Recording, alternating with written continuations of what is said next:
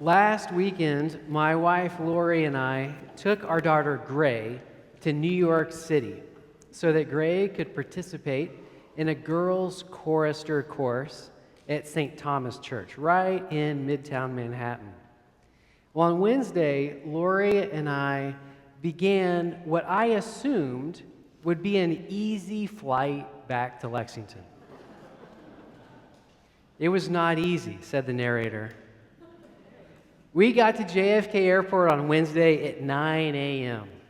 And as we were walking through the airport, we were told that there had been a fire and that they were going to load all of these hundreds of people waiting for a flight into these little buses, and the buses would then snake their way across runways and through passageways and take you to your gate.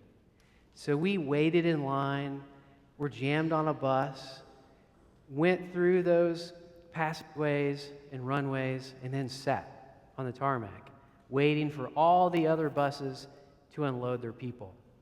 And then eventually we were unloaded. We got in another line. We had to wait our turn to get in this tiny little elevator that would take us from the tarmac up to the gate. There were no stairs. So we waited and got in the elevator, and then we went up. Well, we finally got onto our plane. Our plane taxied out, got in position on the runway, and then the pilot got on the speakers and said, "Sorry, y'all, but the computer system for the air traffic control has gone out, and they're going to have to manually calculate all of these flights. So it'll take a while." So we sat there for maybe an hour on the runway, waiting to go. And then the pilot came on the speaker again and said, "Sorry, y'all, we've been sitting here so long that our crew has exceeded the hours that we're allowed to work."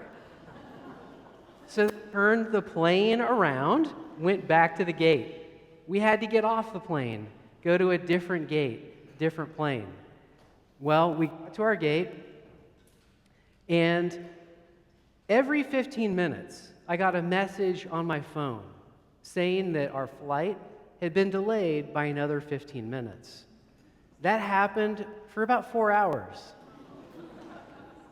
They finally came on the speaker and said, "I'm sorry, y'all, but your plane has an engine problem, and you won't be taking this plane. You have to go to a different gate, a different airplane." So we went to the different gate, different airplane. We waited. We finally took off.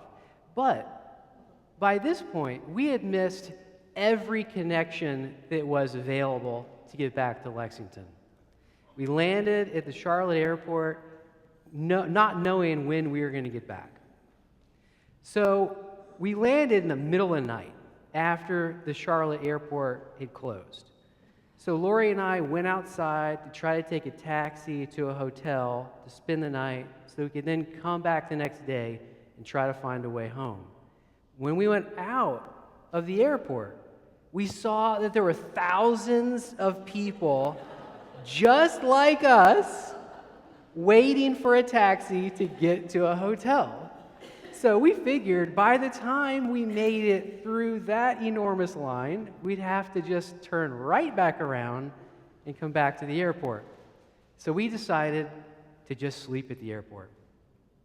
We found a row of empty chairs right across from the security check-in zone, and we kind of camped out, and we're just going to try to sleep there. Well, this guy, stranger, came up to us and asked me, "Hey, is this seat taken?" And I said, "No, it's not. You can have it."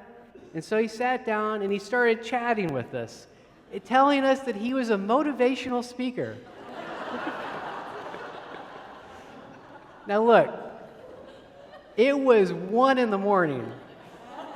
I was tired, hangry, dehydrated.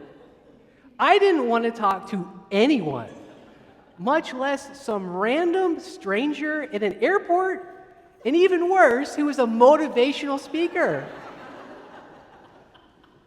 He started talking about how he too had missed all of his flights and everything.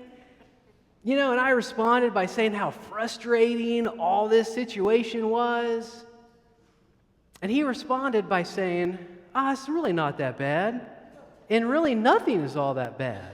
The secret to life is just embracing whatever comes. Now, I'm a priest. I'm also a human being with a growing edge for patience. So I may have rolled my eyes and said something sarcastic. But he was very kind, and he kind of ignored me in that moment, and he said something that I will never forget. He said, "Everything you experience in life is a gift." And he went on to tell us that 9 years ago, he was on a flight. And just after the plane took off, a passenger got up and tackled a female flight attendant. And in his words, he said he instinctively got up out of his seat because he was an ex-military person, because he wasn't going to let a man hit a woman. But when he got up, he noticed that this passenger was sweating profusely. His eyes were dilated, and he had this bulge in his stomach that he kept reaching for. So this motivational speaker assumed this guy was a terrorist and started fighting him. The guy kept trying to reach for that bulge underneath his shirt. So the motivational speaker broke his arm and started squeezing him as hard as he could until the guy went unconscious. And then with the help of another flight attendant, they tied up his arms and legs. The plane made an emergency landing, and the FBI and police SWAT teams stormed onto the plane, and they found that underneath this guy's shirt was a vest of explosives. So this motivational speaker was telling me that when he was squeezing that guy, he could feel the explosives on this guy's chest. And he had every certainty that he was going to die right then and there. He thought those explosives were going to go off, blow up the plane, and end his life in a matter of seconds. And so he said that every single moment in his life, everything that happens to him after that time is a gift. And that's how he lived his life. He then stuck out his hand and said, "My name is Scott." And Scott became to me no longer a stranger. He became a friend and a person that I will never forget. Scott reminded me of two things in the wee hours of Thursday morning this week in that airport. He reminded me that no one is a stranger. Everyone is a potential friend. Even a chipper and chatty motivational speaker at 1 a.m. in the airport. He also reminded me that each of us has the ability to bless one another. That's one of the central messages in all of our readings this morning. Each reading is trying to get us to understand that life and the things that happen to us are gifts from God, and that God has given us everything we need to be a blessing to the people around us. In our Old Testament reading, the prophet Elisha tells this man to distribute his offering among a group of people who are hungry. And the man says, "I don't have enough food to go around." And the prophet says, "Don't worry about it. God's going to provide." And everyone was fed that day. We see something similar in our gospel reading. The disciples don't know how they're going to feed this crowd of hungry people who have gathered to hear Jesus.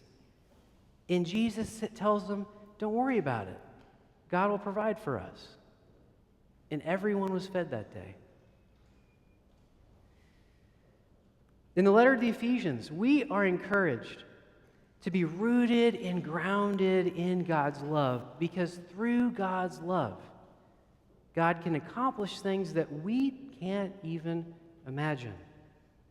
Each of these readings are telling us that our lives are gifts. They're gifts out of which we should generously bless the people around us. And that God has given us all we need to do that. We can have two responses to life. We can respond to life like I did when I was hungry and frustrated, tired. We can turn in on ourselves and focus on the things that we think we lack. And we can see other people as intrusive strangers. Or we can be like Scott, that motivational speaker, who sees every moment as a gift of God and an opportunity to bless those around us. So, my friends, which one of those responses to life are you going to have?